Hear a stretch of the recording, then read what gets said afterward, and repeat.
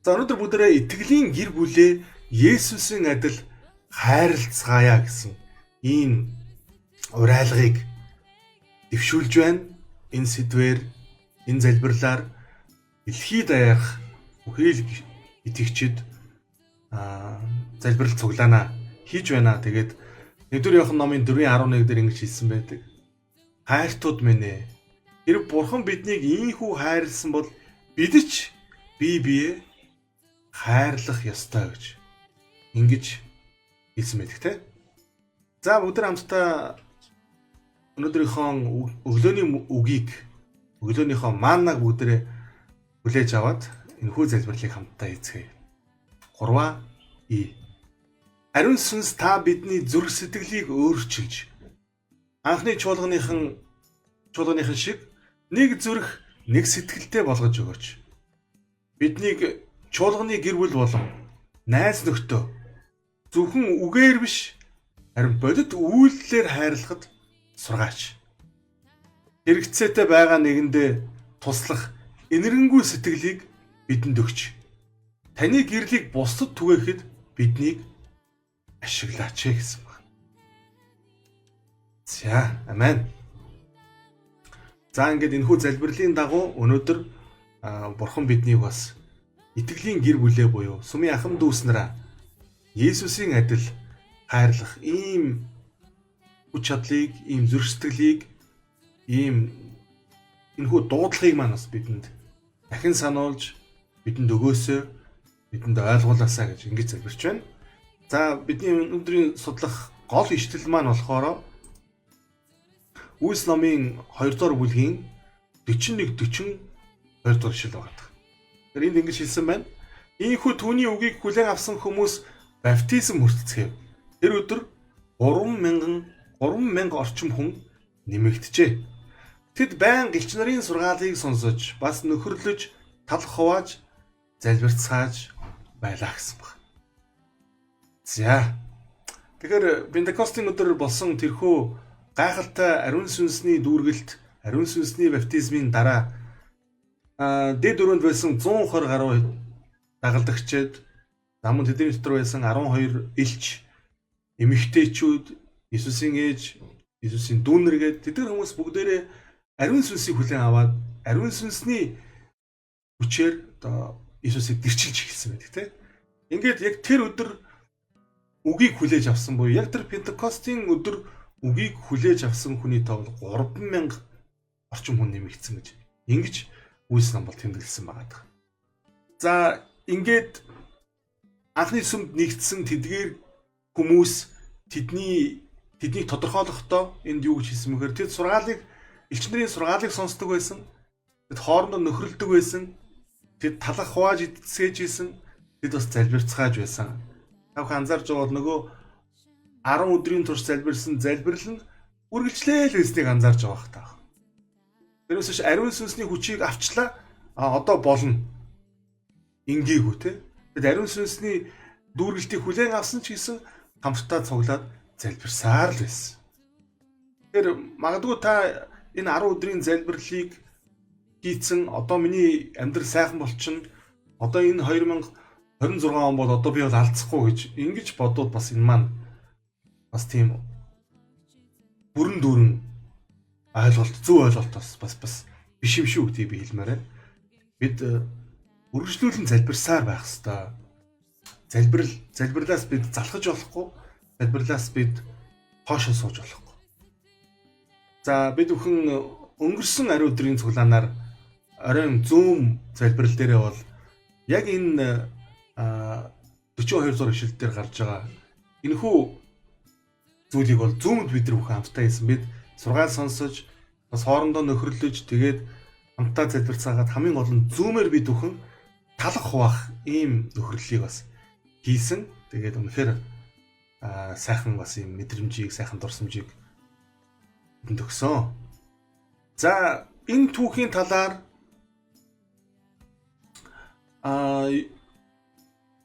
гар бичмэл 95 дугаар гар бичмэл за тэгээд 1907 онд бичсэн юм байна. 17 дугаар дохол мөрөн дээр бол ингэж хэлсэн байт юм байна. Христэд итгэгчдийн үг болон үйлсээр түүний нэгүсэл илэрхийлэгдэх үед харанхуйд байгаа хүмүүст гэрэл тусах болно. Учир нь уруул нь Бурхныг магтан дуулж байх зур гар нь мөхөж буй хүмүүст инэрл тусламжийн гараа сонгох болно. Пентекостийн өдөр ариун сүнс шавнар дээр буух үед хинч өөрийн эзэмшиж буй зүйлээ минийх гэж хэлээгүй гэдгийг бид уншдаг. Тэдний эзэмшиж байсан бүх зүйл гайхамшигт шинжлэлийн үйлсийг үйлсэлдүүлэхэд зориулагдж байв. Ингэснээр нэг өдрийн дотор мянган хүн итгэж болсон юм. Өнөөдөр итгэгчид Бурхны зүйлийг өөрт нь ижилхэн өгөөмөр сэтгэлээр эргүүлэн өргөж яг ийм сүнсээр ажиллаж чадах юм бол өргөн далаацтай алсын хараатайгаар Бурхны ажил хэрэгжих болно гэж хэлсэн. Амен. За өнөөдөр ч гэсэн хэрвээ бид бүхэн яг Пентекостийн өдөр Христийг хүлээж авсан хүмүүсийн гаргаж ирсэн тэр хариу үйлдэлийг, тэр итгэлийн алхмуудыг, тэр дуулууртай байдлыг бид хэрвээ харуулж чадах юм бол Бурхан бидний дунд бол үнэхээр өргөн цар хүрээтэй, далаацтай ийм гайхамшигтай ажлуудаа бидний дунд хийнэ гэж хамгийн гол нь бид өөрсдөөсөө асуух хэрэгтэй. Бидэнд яг анхны зууны үеийн буюу анхны сүмийн тэр итгэгчдийн дунд байсан тийм зүрх сэтгэл байна уу? Хамгийн ихний шинж тэмдэг нь юу гэсэн бэ? Христийг дагаж түүний хаанчлалд нэгдсэн, сайн мэдээнд нэгдсэн, загалмай мэдээнд нэгдсэн эдгээр хүмүүсийн дунд бүгдэнд нь нийтлэг илэрж ийсэн хамгийн ихний түгээмэл шинж тэмдэг юу гэхээр тэд баптизм өртөөд Христийг хүлээмжшүүлснийхаа дараа тэд өөрсдийн эзэмшиж байсан зүйлээ энэ минийх гэж ингэж илэрхийлэхэ байсан. Нийтийнх бүгдээрээ гэд буюу өөртөө байгаа зүйлээ энийг эзэн надад өгсөн учраас, эзэн надад өгөөмөр хандаж өгсөн учраас, Эфес учраас би ч гэсэн хариуд нь яг ижилхэн энэ өгөөмөр занг. Үнийг би өөрийнхөө гэж бодохгүй. Би бусдаа хуваалцах ёстой, Бурхны ажлын төлөө, Бурхны хаанчлалыг дэлхийн төлөө би зориулах ёстой гэж ингэж тэд байгаа зүйл хаваад тэд газраа зарж исэн.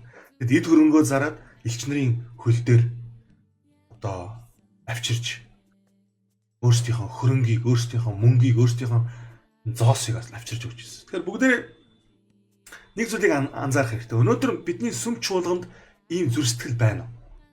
Би таныг одоо байшингаа зараад, үл хөдлөхөө зараад тэ сүмдээ өрөг гэж хэлээгүй шүү. Ингэж хэлээгүй. Тэрэ ингэж одоо ойлгох юм бол Библийг бас шууд одоо ийм тайлбаргүйгээр тэ тайлбарлахгүйгээр шууд ойлгож байгаа ийм ухар мөчөд ийм ойлголт болчихно. Харин үүнийг өнөөдөр бид нар яаж ойлгох юм бэ? Хэрвээ бид бүхэн өнөөдөр бидний уруул эзнийг магтаж, бид амаараа эзнийг алдаршуулан гэрчилж, талархаж амаараа эзнийг хүлээн зөвшөөрж байгаа шигэ гарт нь эзнийг бас хүлээн зөвшөөрж байгаа гэдгээ илэрхийлэх ийм үйлдэл хийх ёстой гэж хэлж байгаа. Үгээр биш те. Үйлдэлээр итгэдэг итгэгчдэр байх хэрэгтэй. Зөвхөн би итгэдэг гэд ингээд амаараа ярих итгэдэг итгэлээ гараараа үйлдэж тусламж хэрэгцээтэй хүмүүс төр инэрлийн гараа мутраас сунгадаг ийм итгэгчд байж чадж гэнэ үү гэдэг маань бид энэ Үлс номын анхны зууны анхны сүмийн дагалдагчдаа бид адилхан байна уугүй юу гэдгээ өөрсдөө харьцуулаад харчихын бүрэн боломжтой. Эхлээд та өөрийгөө харах хэрэгтэй. Эхлээд та өөрийгөө дүгнэх хэрэгтэй. Тэгээд та өөрийгөө өөрчилсөн бол, өөрийгөө өөрчлөх үйлдэл хийсэн бол та бусдыг бас өөрчлөх, бусдыг бас урайлах ийм алхмууд хийж эхлэх хэрэгтэй. Эхлээд өөрийгөө өөрчилж, өөрөө амаараач гадна бас амьдралаараа боддоор өөртөө байгаагаа бусдад хуваалцдаг, бусдад тусалдаг, бусдыг инэрдэг ийм зүрх сэтгэлтэй болж өөрчлөгдөх хэрэгтэй гэсэн. Ихэн нэгэн өлсөж байхад те хин нэгний хоолнд одоо хамтдаа хооллоё гэд өөрийнхөө халааснаас, өөрийнхөө төрөвчлөөс, өөрийнхөө картаар нэг хүнд хоол аваад өгөх ийм зүрх сэтгэл бидэнд байдаг үлээ гэдэг өөрөөсөө асуух хэрэгтэй. Таны хайрлж хүндлээд байдаг, таны шүтэж бишрээд байдаг тэр мундаг гэж бодоод байдаг хүмүүс ийм үйллийг ер нь гаргаж гин үү? Тэгэхээр энэ өгүүлбэрийг та бүхэнд нэг дахиад анзаараад үзээрэй. Учир нь уруул нь бурхныг магтаж байх зур гар нь мөхөж бүөх хүмүүст энэрл тусламжийн гараа сунх болно гэж хэлсэн. Зөвхөн ярьдаг, зөвхөн номлодог, зөвхөн урд гараад нэг гоё ярьдаг ийм өдөрдөгчд бидэрт хэрэггүй гэж. Дагалдагчд ийм байгаагүй гэж. Тэд ярьдаг байсан, тэд уруул нь хөдөлдөг байсан, тэр амаа нээж эзнийг алдаршуулж, эзнийг магтаж, эзнийг гэрчилдэг байсан. Гэхдээ гар нь бас үйлдэл хийдэг байсан юм а гэж. Гар нь үйлдэл хийдэг. Ядаж айлд орохдоо хоосон орж болохгүй гэдгийг монгол хүн байна да. Хоосон орж болохгүй гэдгийг мэддэг ийм итгэгчд бид нар байх хэрэгтэй. Монгол хүн итгэдэггүй хүн үртэл ядаж айлд орохдоо хүүгэдд энэ айл чи хүүгэдтэй шүү дээ гэдэг нэг борцог сүү бариад хүртэл ордог шүү дээ. Итгэдэггүй хүн хүртэл. Тэгэхээр итгэгч бид хүн түүнээс илүүг үзүүлэх ёстой биш гэж байх тундраа. Зарим хүмүүсийг харахаар итгэдэггүй хүмүүсээс долоондор ийм үлгэр дуурайлтай амьдарч байгаа ийм байдал харагддаг. Магадгүй би ч гэсэн ийм одоо үйлдэлийг харуулж л хэлсэн баг. Тийм учраас та бүхэн жинхэнэ ариун сүнсээр дүүрэн өдөрдөгчд, жинхэнэ ариун сүнсээр дүүрэн дагалдагчд, жинхэнэ ариун сүнсээр дүүрэн элчнэр, жинхэнэ ариун сүнсээр дүүрсэн, ариун сүнсээр өдөрдүүлдэг Бурхны шавнар итгэгчд ямар байдаг вэ гэдгийг маш сайн тунгаан бодоорой. Гой уран цэцэн ярьдаг хүн бишээ. Гой уран цэцэн ярьж байгаа хүнд бүр тэр туснаа бити итэг. Харин даруухан хинийч нүдэнд харагдахгүй ч даруухнаар сайн үйлсүүдийг хийж идэг тэр даруухан итгэгчдэд харин бид өхөн тэднийг алдаршуулж, тэднээс урам зориг авч тэдний төлөө эзэн талархах ёстой. Миний дуртай нэг дуу байдаг. Тэр дуундар намайг хиндэж мэдэгдэхгүй сайн үйл хийж байхад их эзэн харж байдаг юм гэдэг юм. Одоо магтан дуу байдаг. Тэр дууны энэ мөрөнд би маш дуртай. Бидний дунд ийм гişүүд зөндөө олон байгаа. Хизээч нэр нь дурддаггүй, тайзан дээр гардаггүй, урд ярьдаггүй, урд гарч ярьдаггүй. Хүмүүсийн нүдний өмнө ил байдаггүй. Гэтэ даруухнаар сүмдээ үйлчлэдэг.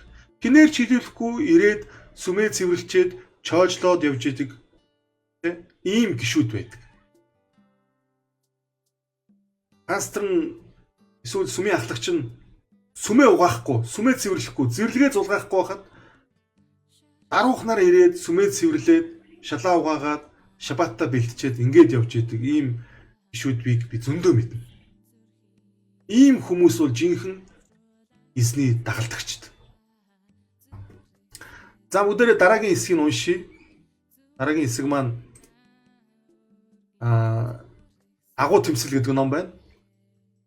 Агуу тэмцэл номны 379-р хуудсан дээр Илчилт 14-р бүлэгт гардаг Бурхны шүүлтийн цаг ирснийг тунхаглаж хүмүүсийг түүнээс имэж түүнд мөрөгхийг уриалсан эхний тэнгэр элчийн мэдэн Бурхны ард түмнийг ертөнцийн бузар нөлөөнөөс тусгаарлагдаж тэднийг дэлхийлэг байдал болон итгэлээсээ нятсан бодит байдлаа олж харахад нь сэрэх зорилготой байв. Бурхан энэхүү мэдээгээр дамжуулан чуулганд анхааруулга илгээсэн бөгөөд тэр үүнийг хүлээн авсан бол тэднийг түүнээс холдуулж байсан бузар мууг засах байсан юм а. Хэрв тэд Тэнгэрээс ирсэн мэдээг хүлээн авч их эзний өмнө зүрх сэтгэлээ даруй болгон түүний оршихуйд зогсох бэлтгэлийг чин сэтгэлээсээ эрэлхийлсэн бол Бурхны сүнс болон хүч тэдний дунд илэрх байлаа. Чуулган нь итгэгчид нэг зүрх нэг сэтгэлтэй байж Бурхны үгийг зоригтойгоор ярьж, эзэн тэдэн дээр аврагдагсдын тог өдрөөс өдөрт нэмэгдүүлж, элч нарын үеийн нэгдмэл байдал, итгэл ба хайрын тэрхүү ерөөлтөй байдалд дахин хүрэх байсан юм аа гэсэн байна. Агуу тэмцэл ном бол харанхуй зууны үеийн балран доройтсон Ромын католик шашны бурангуй, хадуурсан, уурамч тэдний үзэл сургаал, тэдний дуулуургүй байдлын талаар бол өгүүлсэн байдаг. Хэрвээ тэд Бурхны энэ Илчилт номын 14 дээр өгүүлэгдээр байгаа энэ Тэнгэр элчийн анхааруулгын мэдээг хүлээгээд авсан бол тэд зүрхсгэлээ даруй болгоод эзний оршууд эзний өмнө зогсохын тулд чин сэтгэлээсээ Бурхныг эрэлхийлж өөрсдийгөө даруусган Бурхны сүнсийг гуйн залбирсан бол эзний хүч, эзний сүнс тэдний дунд байх байсан гэж хэлж байгаа.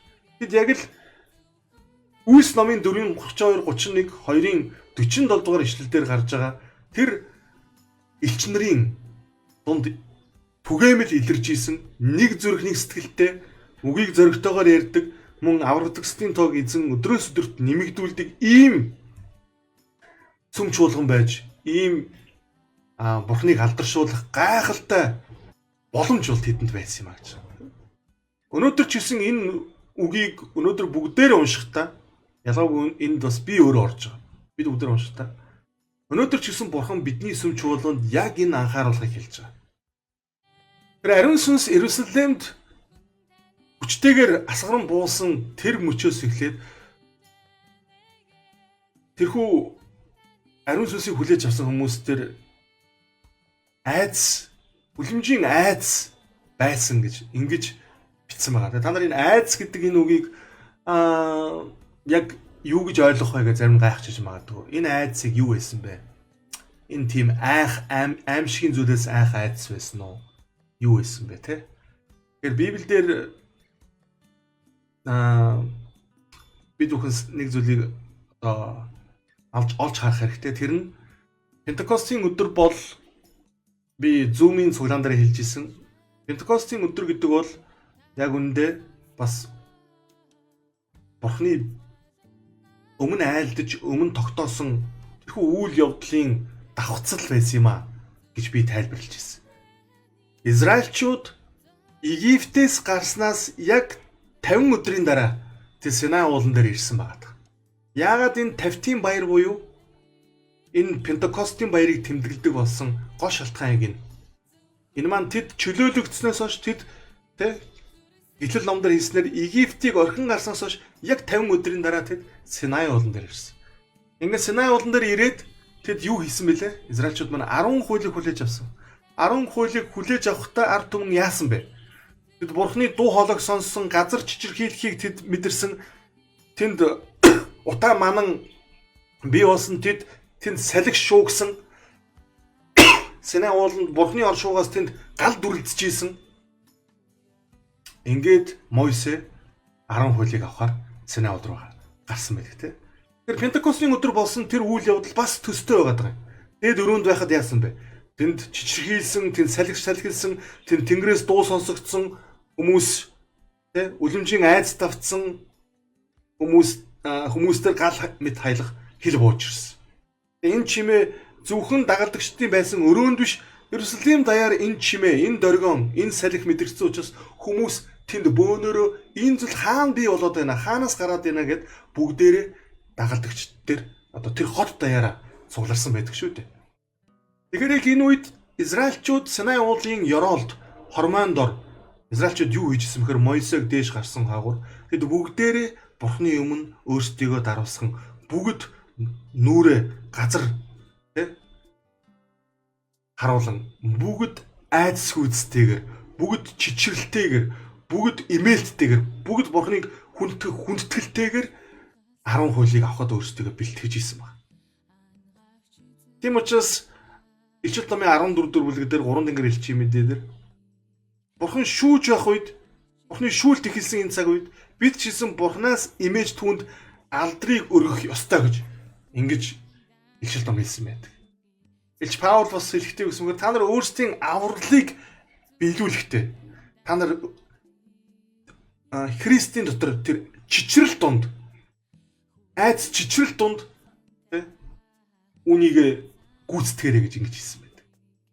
Тэр энэ айц чичрэл дагжих мэгдэх энэ ойлголт маань Бурханаас ингэж айж байгаа гэдэг ойлголтоос илүү Бурханыг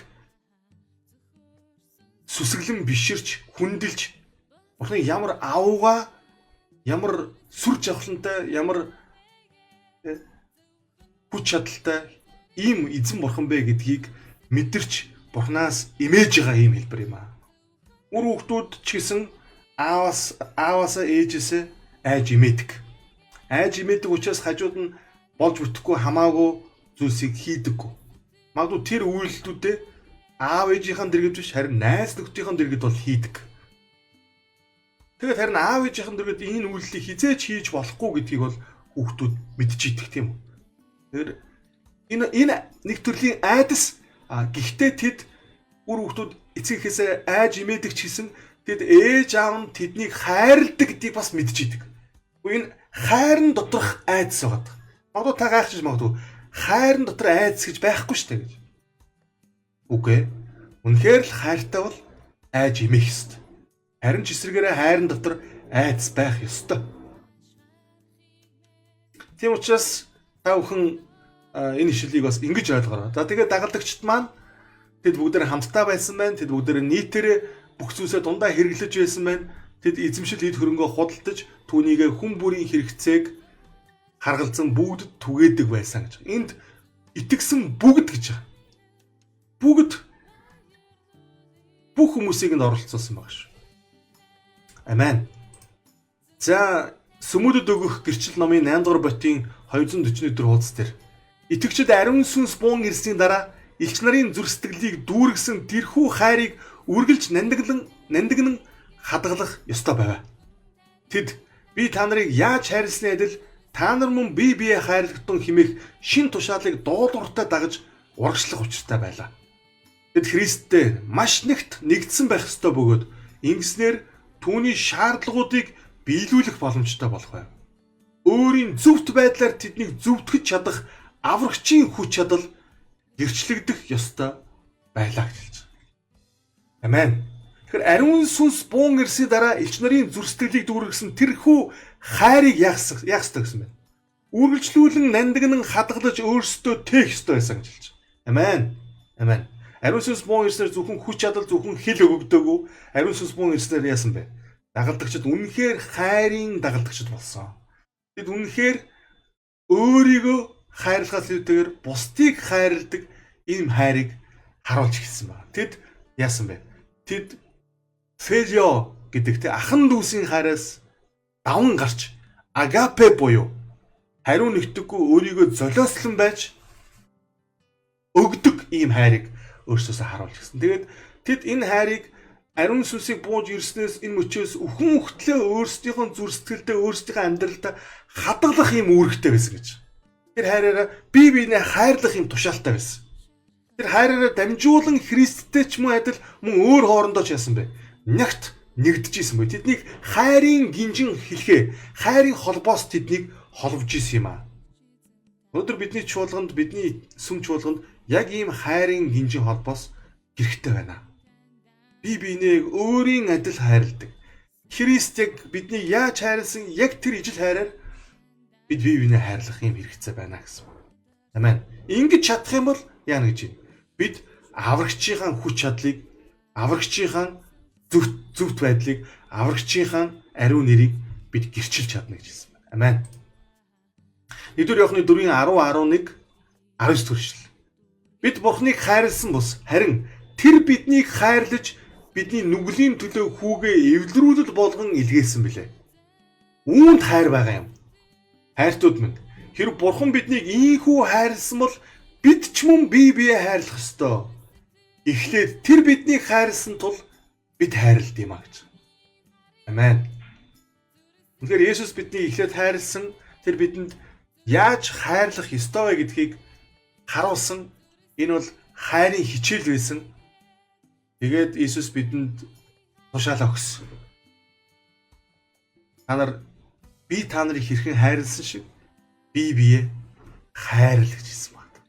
Амен. За ингээд бүгд сүүлийн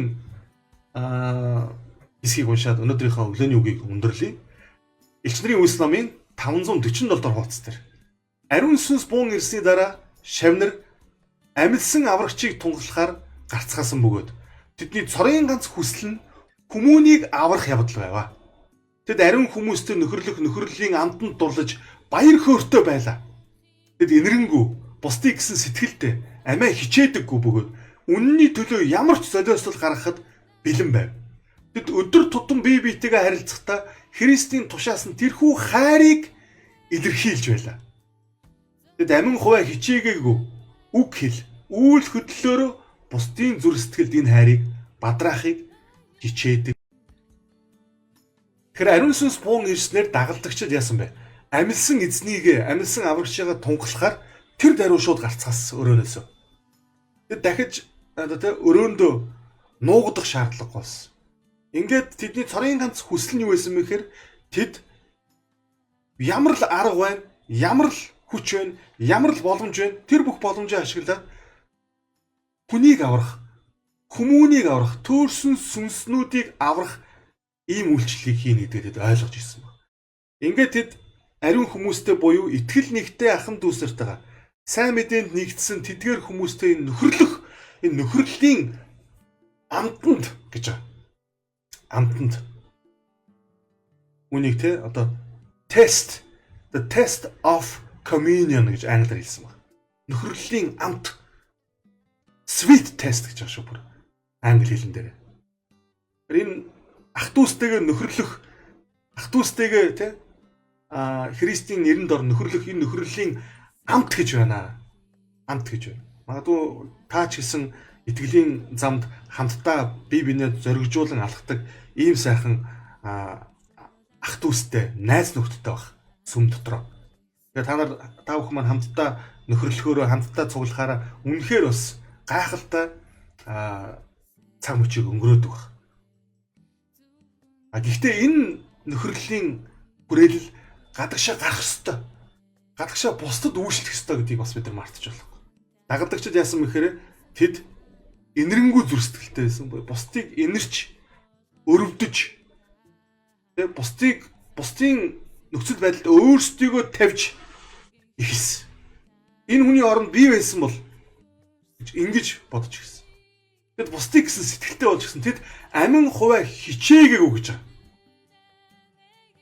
Амин хуваа хичээгээгүй. Тэгэж юу ч хэлсэн мэхээр үнний төлөө би бурхны төлөө, бурхны сайн мэдээний төлөө, хаанчлалын төлөө тэр тэд ямар ч золиослол гаргахад бэлэн байсан. Би таагүй өнөөдрийн туршид нэг зүйлийг л маш сайн ойлгоорой гэж байна.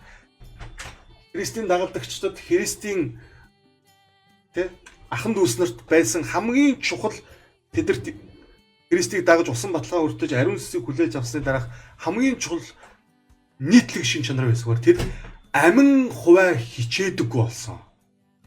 Амин хуваа хичээдэггүй болсон. Одоо хүнээс дээр амьдралтай биш мөртлөө бусдад тусаж, бусдад хуваалцаж, бусдад боломжоор байгаасаа хуваалцаад явж идэг ийм гишүүдийг зөндөө байдгийг мэднэ. Үнэхээр суралцмаар. Тэгээд пастор хүн бол тэрсмэн сүмийн ахлагч удирдагч хүн бол энэ хуваалцах гэдэг бэлэг авяас бол заавал байх ёстой. Хуваалцах гэдэг бэлэг авяасгүй сүмийн үйлчлэгч байна гэдэг бол боломжгүй. Хэрвээ та сүм чуулганд бурханд үйлчлэгч л байгаа бол танд хуваалцах гэдэг бэлэг авяас заавал байх ёстой. Хуваалцахгүйгээр Христийг гэрчлэх боломжгүй гэсэн үг. Би зүгээр бурхны ажлыг хий. Би удирдагч бай. Гэхдээ би хуваалцахгүй. Миний юм минийх л байна. Ийм үзэл хоёр хизээч шинэ гэрээний үйлс номын итгэл биш ах дунараа. Биш. Би ингэж хэлж чадна. Над шиг маш ядуу мөртлөө сүмийн гишүүдтэй боломжоор маш их тусалдаг ийм хамтран зүтгэгч найзууд, пасторуудыгаа би маш сайн мэднэ. Байдаг. Өөрийнхөө өмсдөг хувцсуудаа хүртэл, байгаа хувцсуудаа хүртэл бусад тараагаад өгсөн байдаг. Үүй. Тэгээ нөгөө бид чинь одоо олон жил хамтдаа бурханд үйлчилж байгаа пасторууд учраас бие биенийгээ ямар хувцас өмсдөг, ямар тэ хувцастай гэдгийг баг мэдэн штэ. Бид нар чинь тэгээ ямар овоо цоцолсон хүнтэй адилхан одоо бизнес эрхлэгч ч гэдэг юм уу өндөр цалинтай хүмүүс биш бид нар чинь жил болгон хувцас ослоод тэ сар болгон сорогчгоо бижакаслаад бот чадахгүй.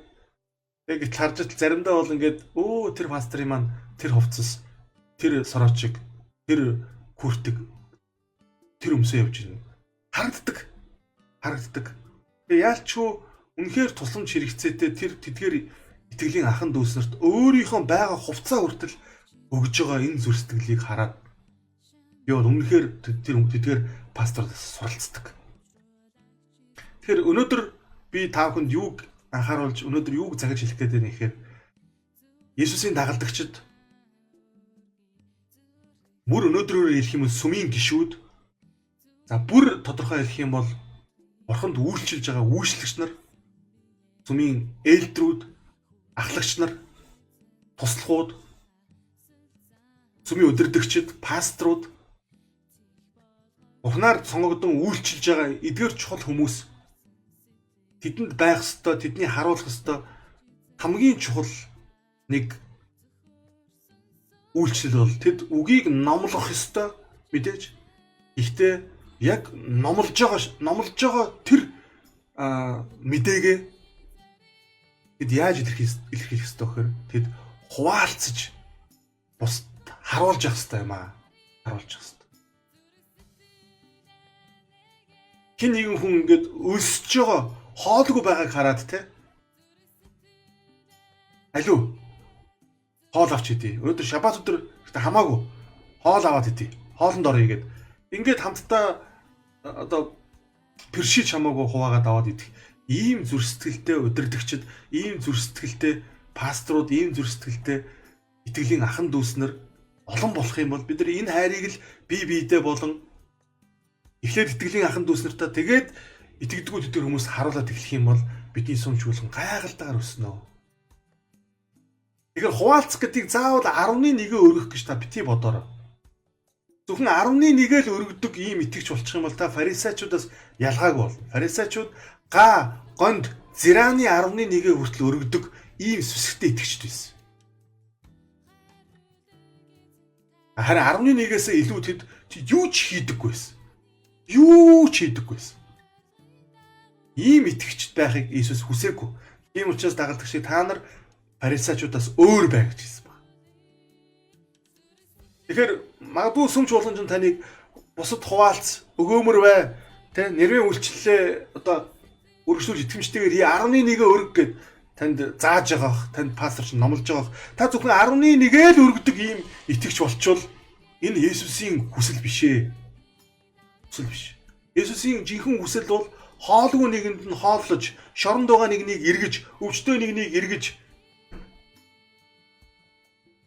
хүмүүст хуваалцахыг хэлээд байгаа. Хүмүүст хүрхийг хэлээд байгаа. Хүмүүст үйлчлэхийг хэлээд байгаа. Ингиж өөрөөсөө өгдөг, ингиж өөрөөсөө гаргадаг ийм үйлчлэлийг хийгээд байгаа. Тэрнээс Есүс яг үндэ сургаал дотроо нэг ч удаа 11-ийг өрг гэж нэг ч удаа хэлээгүй Есүс. 10% өрг гэж Есүс амаараа нэг ч удаа хэлж байгаагүй. Харин Есүс маш олон удаа бусдад хуваалцах, бусдад туслах, бусдыг хайрлах, бусдыг хоорлох үнийг өөрийнхөө үйлчлэлээр хүртэл харуулчихсан. Амен итгэлийн аханд дууснараа.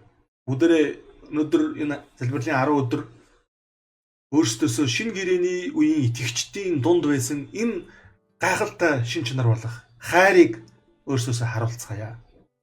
Хайрын илрэл, хайрын анхны алхам, хайраа илэрхийлэх анхны алхам бол өгөх юм аа. Бурхан ертөнцийг үнэхээр хайрлсан тул цорын ганц хүүгээ өгсөн гэж Библиэлд хэлдэг. Хайрлсан учраас өгж байгаа. Амен. Өгж байгаа.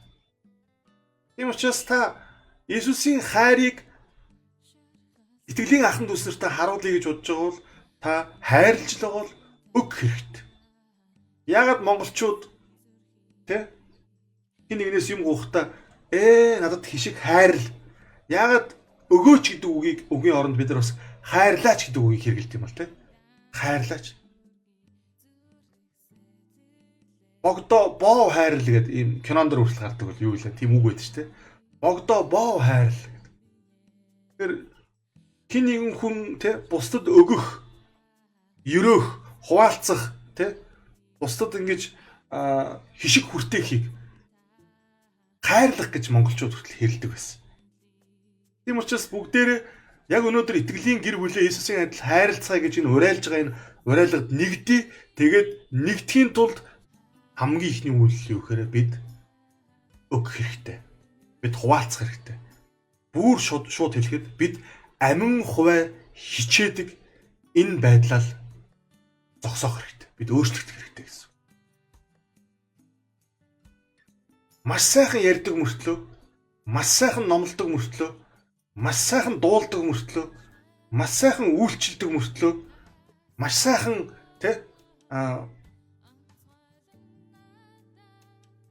одоо олонний хайр хүндэтгэлийг хүлээсэн мөртлөө тэр хүн хармаанаасаа өөрөөсөө төрөвшнөөсөө нэг хүнд өсөж байгаа итгэлийн ахан дүүстэй хоол аваад өгчих ийм зүрстгэлгүй байх юм бол тэгэл тэр хүн Христийг гэрчилж чадахгүй нэ гэсэн.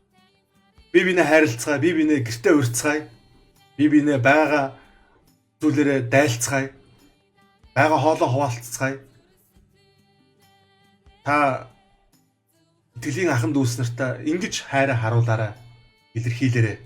Би биенийхээрээ орж гардаг байцгаая. Би биендээ хайрыг харуулцгаая, би биендээ байгаа хуваалцгаая ах дунараа. Би пасторуудыг ч гэсэн уриалмаар байна.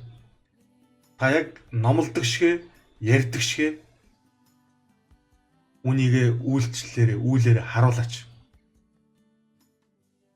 Үнэхээр сургаалын дагуу бол бидний юм зөвхөн биднийх биш ээ. Нийтийнх байх хэрэгтэй. Бүх нийтийнх байх хэрэгтэй. Тийм учраас бүх нийтийнх гэдэг нь бүгдэд байгаа зүйлээ хуваагаад зараад хуваагаад өгчих гэсэн үг биш. Таны гэр оромч гэсэн итгэлийн ахан дүүснэр орж гардаг, таны яаж амьдарч байгааг мэддэг, хардаг. Танд нууж хаах зүйл байхгүй. Ийм ил тод, ийм дотн болсноор, ийм дотн нөхрөлийн амтыг амталж байж шинэ гэрээний Пентекостийн өдрийн сүмийн тэр сүм дээр бий болж исэн гайхамшиг өнөөдөр бидэн дээр бий болно. Амен. Дагалдагчид дандаа хамтдаа цуглаж исэн гэсэн элч нар. Тэд хамтдаа цугладаг. Тэд Петрийг ямар хоолнд дуртайг мэднэ. Тэд Йохан хідэн тавг хоол идтийг мэднэ. Тэд Андрег ямар хувцс өмсдгийг мэднэ. Юу гэсүгээр тэд ерөөсөө бие биенээс нууж хаах зүйл байгаагүй гэсэн үг. Сүмийн удирдагчид, сүмийн пасторууд, итгэгчид бие биенээс нууж хаах зүйл ихтэй болоод бие биенийхээ орж гарахгүй болол бие биенээсээ ингээд нэг юм зайгаа бариад ирэх тусмал энэ нөхөр сүмд бас яг ийм зай, сүмд бас яг ийм ангал, сүмд бас яг ийм хуваагдал бий болдог гэсэн үг. Тэр Үлс номын дагалдагчид тэд үргэлж хамтдаа цуглаж исэн, байгаа бүхнөө хуваалцж исэн. Тэд нууж хаах зүйл байгаагүй. Яг бол тэдний хинэн ч хинээсээ ч баян байгаагүй. Хин ч хинээсээ илүү байгаагүй. Өнөөдөр бид нар үнэхээр Бурхны чуулган юм бол, өнөөдөр бид үнэхээр Бурхны хүслийн дагуух чуулган юм бол бид бие биенээсээ юу ч нууж хаах ёсгүй. Тийм учраас би сүмийн гишүүд бие биенийгээ гэртээ урьдаг байгаасаа, сүмийн гишүүд пастрыгаа гэртээ урьдаг байгаасаа, паструуд нь ч гэсэн сүмийн гишүүдэд гэртээ урьдаг байгаасаа ийм өөрчлөлт бидэнд хэрэгтэй байна ах дунараа. Ийм өөрчлөлт. Паструуд бас бие биенийгээ гэртээ урьдаг, бие биенийхээрээ орж гардаг. Орж гарна гэдэг нь яаж амьдраад байгаа, яагаад байгаа гэдгийг одоо шалгаж үзэж харах гэдэг гол биш. Гол нь үнэхээр нэг диваажинд нэг мөнхийн усад амьдрий л гэж бодож байгаа бол бидэрт энэ дэлхий дээр бие биенээсээ салж хагцах, хуваагдах, эсвэл нууж хаах зүйл байх ёсгүй. Тийм учраас пасторууд ч гэсэн бие биенийхээ гэрээр орж гардаг, бие биетэйгээ хуваалцдаг, бие биедээ тусалдаг ийм байх ёстой гэж би бол өвдөө ойлгодог. Бүгдээрээ урд өмнө хийж чаддгүй байсан өнгөрсөнд бидний үйлдэж чадаагүй тэр бүхий л алдаагаа бүгдээрээ засаад энэ 2026 оноос бүгдээрээ өөрчлөгдцгөөе. Эзэн таалагдах, эзний таалах ийм чуулган болцгоё, ийм сүм болцгоё, ийм гişүүд болцгоё гэж би та бүхэнд уриалж байна. За ингээд өнөөдрийн үгийн цагт хамт байсанд баярлалаа. Бүгд хамтдаа 24-ийн цагийн чаленж буюу өнөөдөр Бурхан танаас бас юу хийхийг хүсэж байна гэдгийг бүгдээ харцгаая. Сүмийн гэр бүлийнхээ хэн нэгний хэрэгцээг хангахын тулд танаар юу хийхийг хүсэж байгааг Бурханаас асуугаарай. Маргаашийн цуглаанаас өмнө өөрөөсөө зориулт гарган тэрхүү хайрын үйлдэлийг хэрэгжүүлээрэй гэсэн. Та өөрийнхөө сүмийн гишүүдийг нэг сайхан бодоод нэрээр нь дуудаад та залбираад нэг чимээгүй цаг өнөөдөр хийгээрэй. Тэгээд тэдгээр нэрс дотроос магадгүй таны тусламж, таны энергийн тусламжийн мотор хүрэх ёстой. Тэр хэн нэгэн байгаа бол ариун сүнс танд илчлэх болтугай. Тэгээд та ямар нэгэн байдлаар итгэлийн ахын дүүстэй Есүсийн адил хайрыг харуулцгаая.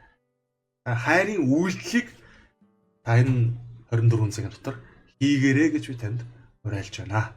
За тэгээд маргааш бид бүхэн Үйл намын 3 дугаар бүлгийн 1-ээс 10 дугаар ишлэлийг бид бүхэн судлана. Тэгээд та бүхэн маань энэхүү 1-ээс 10 дугаар ишлэлийг бас маргаашийн мөргөл зориулж уншиж судлаарай гэж хүсэж байна.